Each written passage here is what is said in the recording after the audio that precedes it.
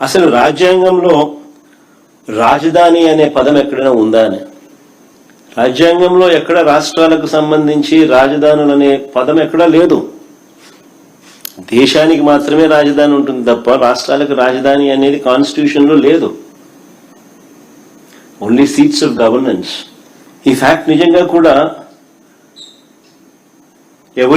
ఎవరు కూడా మర్చిపోకూడదు. సాక్షాత్తు కేంద్ర ప్రభుత్వం కూడా రాజధాని రాష్ట్రాల ఇష్టం అంటూ అధికారికంగా వీళ్ళు మన ఏపీ హైకోర్టులో కౌంటర్ అఫిడవిట్ కూడా దాఖలు చేసినారు. కేంద్ర ప్రభుత్వం ఆంధ్రప్రదేశ్ హైకోర్టులో ఒక కౌంటర్ అఫిడవిట్ కూడా దాఖలు చేసినారు. ఈ మేరకు రాజధాని విషయంలో కేంద్ర ప్రభుత్వానికి ఎలాంటి పాత్ర లేదు అని కూడా ఆ అఫిడవిట్ లో వాళ్ళు పేర్కొన్నారు.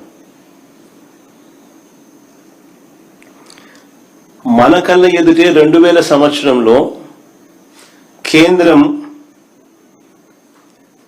కొత్తగా 2000 సంవత్సరంలో ఉత్తరాఖండ్, జార్ఖండ్, ఛత్తీస్గఢ్ రాష్ట్రాలను కేంద్రము తీసుకొచ్చింది. మన కళ్ళ ముందునే 2000 సంవత్సరంలో ఆ రాష్ట్రాలకు రాజధానులు ఎలా వచ్చాయి?